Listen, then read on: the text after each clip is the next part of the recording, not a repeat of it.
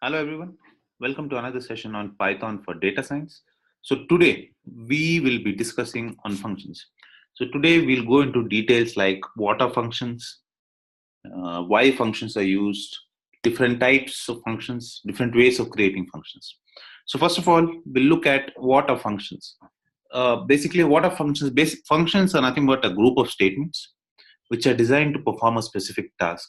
So functions could be one line of function, it could be more than one line function, but the basic idea behind functions is you basically write a set of statements which together perform a specific tasks. So one more advantage of functions is functions are reusable. So whatever code you write for functions, it can be reused. It can be reused. So we look into different types of functions available in Python. So Python basically has some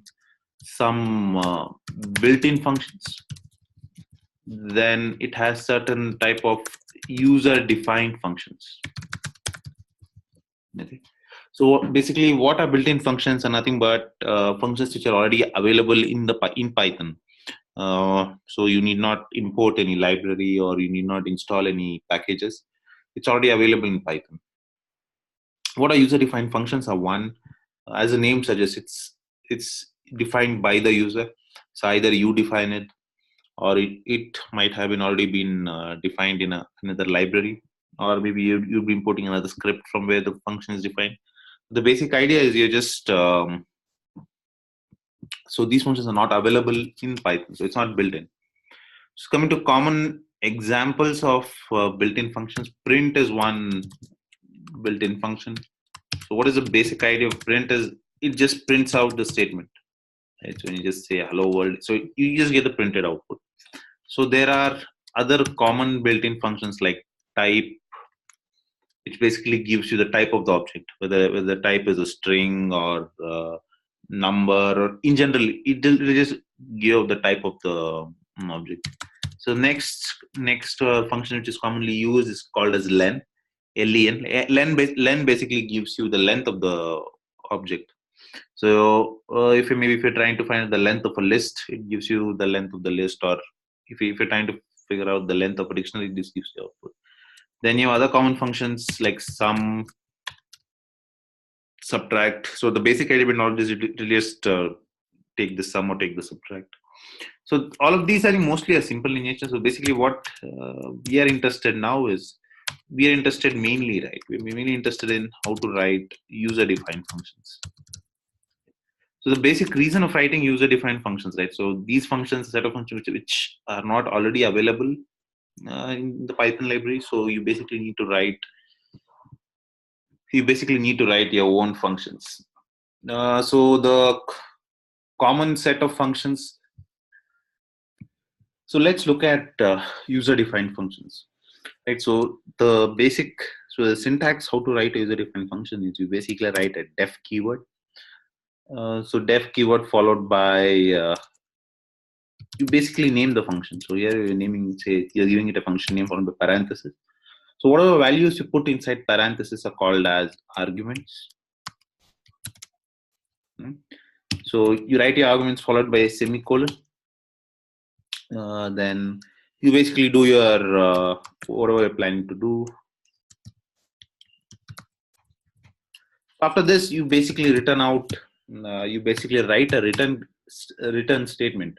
What basically a return statement does is it basically returns out whatever you want to return. So suppose you are trying to get the sum of two lists, right? So in this, the return statement could be after you sum up, you're basically getting a single value, right? Maybe you're just returning that whatever variable. So the basic idea over here is you perform a bunch of operations inside the body of the function. So this is called the body of the function. So after you perform a series of operations or set up a group of operations, you basically give out the output. So that's what return statement does. So over here, say suppose you're returning just the product of the sum of the list which you have done inside the body of the function. So it's stored in a variable called a, then it's returning a. So it basically returns out the value. So these are the inputs. And inside the body of the function is what you write your statements, you write your code. And this is what you just return out the statement. So it's like in your inputs and your outputs. Coming, one more thing which you need to keep in mind is your indentation. So if you're using a code editor or an IDE, it automatically takes care of your indentation. But if you're actually writing it on a Vim editor or even a terminal, you need to take care of the indentation. Either a double tab space, I think that should be a double tab space should be good enough. So indentation is one of the key things I think which you need to take into consideration. Yeah, if you are only trying this on a terminal or any text editor or I think Vim text editor, your normal text editor Jupyter will take care of it. Okay. So just to give you an example, say how do you now that you know how to write a function, but how do you call a function? Calling a function is very straightforward. Just write the function name followed by whatever arguments you need to pass. Say you write a very hello world function, right? So suppose you say a hello world function. So again, there's no restriction on what type of naming you need to keep and all of that. So I'm writing an empty here, this thing without any arguments. So you can use print as well. So what basically print does is print, it basically prints out to the screen. So whenever you write print, you need not have a return statement, because print is nothing but you're just returning to the screen. So you do not have anything. So this is how you call the function, right? So it says print hello world, you call the function, so you basically get your output. Right, so you need to run it again. Now this is what a function is. This is how you call it. Say suppose if I did have any arguments in the function, you would basically write arg1 is equal to so and so, arg2, arg3 is equal to so. So you basically give values to those inputs. And again, this is a very simple function. It does nothing, right? The only thing is just printing hello world. So you can easily increase the complexity. Say you can just say def add, you just say add numbers. These are the arguments. Say in this you just return num1.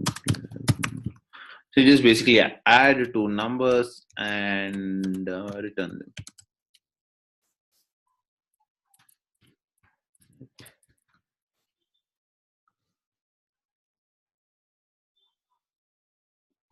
Yeah, so the problem over here is you're supposed to just write it through arguments. So you just add two numbers and return them.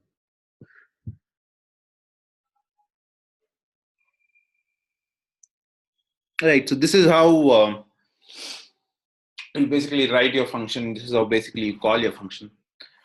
So one more modification to this function definition is, suppose you have a use case where you're not sure on the basically you have a use case where you're not sure on how many number of arguments will be there. Okay, so in such a case you basically need to keep this thing fixed. I think we can just keep one more example of we can just give one more example wherein I think whatever I'll explain now would be more clearer. So basically what is that say suppose you're calling a function now, right? So you're calling the same function now.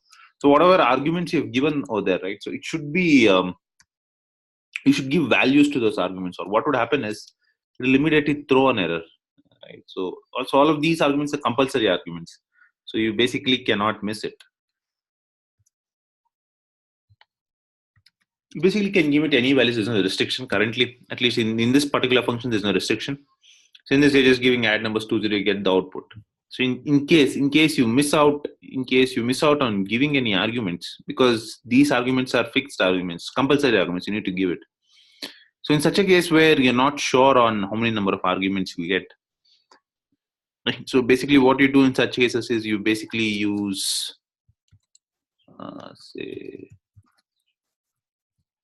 you basically just use a star. You basically use star. You can just write a number. Basically what this tells the Python compiler or Python interpreter is, basically it tells you're not sure on how many number of arguments you're getting, but star basically means it's sort of a wildcard where you can take where you can basically use basically there's no restriction on the arguments. You can basically use whatever arguments has been given. So this is basically how it's called.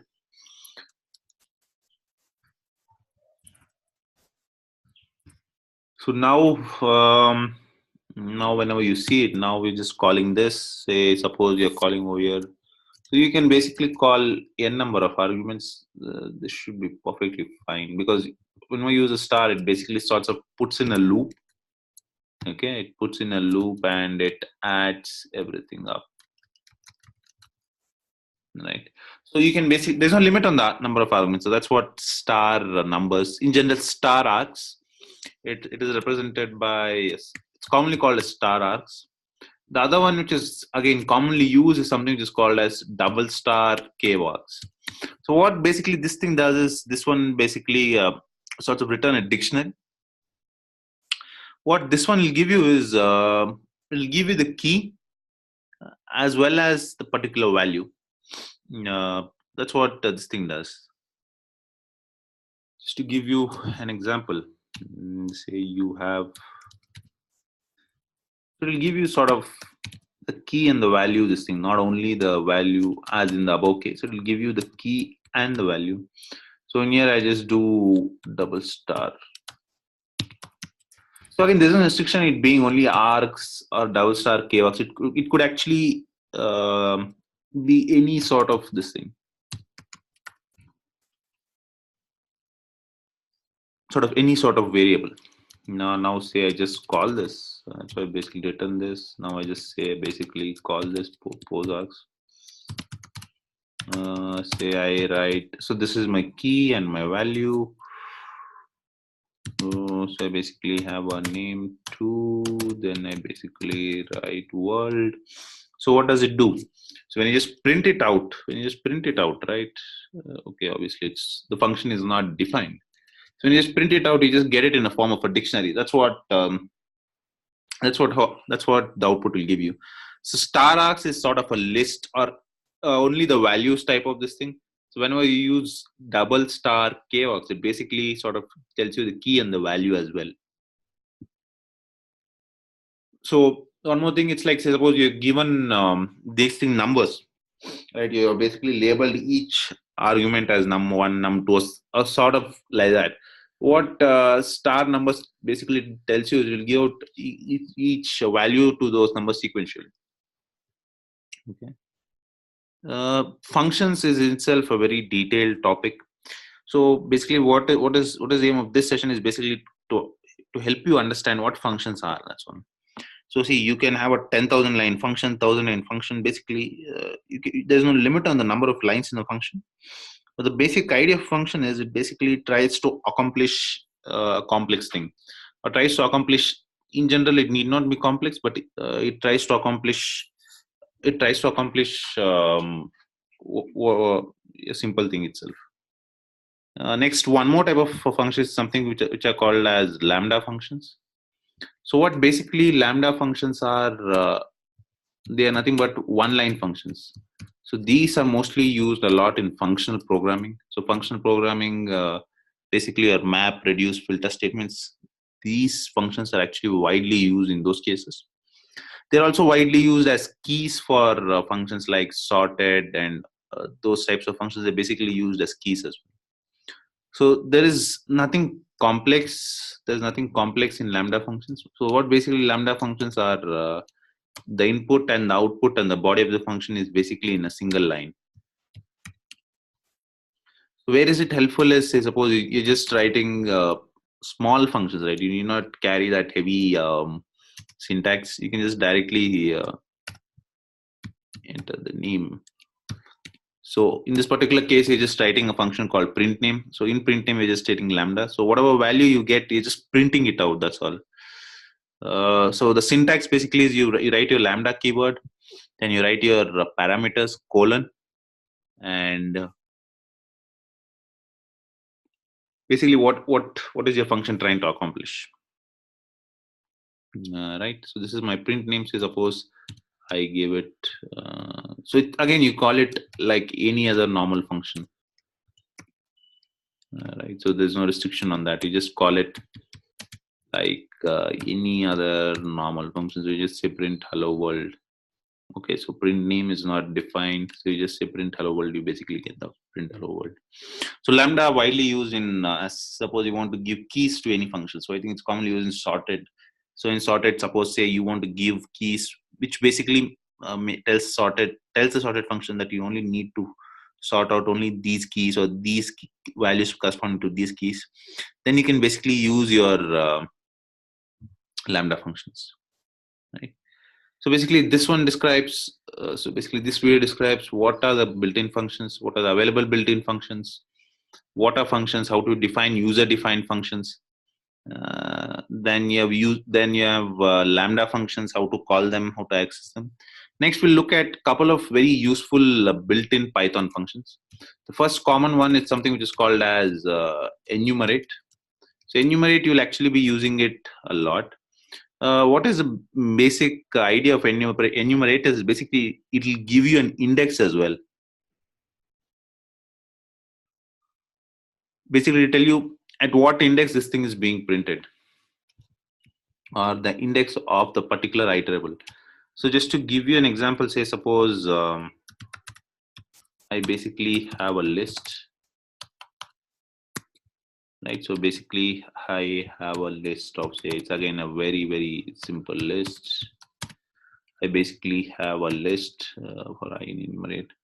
So I just can't have I. So what I should do is I should basically put a I or a j.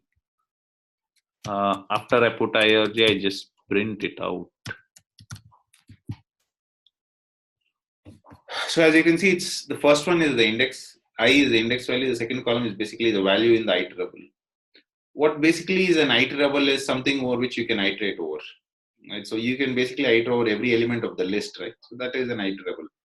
As you can see over here, I will just sort of give you the index, and is the one which will actually give you the value. Okay.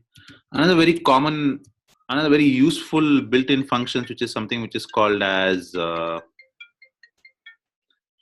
zip. So what basically zip does is zip basically combines two lists. Say basically I have a list, say it's 1, 2, 3, and I have one more list, say it's around 2, 3, 4. So what basically zip does is, so you basically write two values for I, j in zip of, so I basically write zip of lm. So it basically gives out each element of the list. So you need not write two loops, or you need not write two separate loops for each one of these lists. You can just directly use a zip. Okay, the zip basically takes first element of the first list, second element of the second list. So this is actually very useful whenever you try to write any conditions, whenever you try to do any sort of operations with multiple lists involved. Zip is actually a very common function used. Enumerate is also a common function which is used.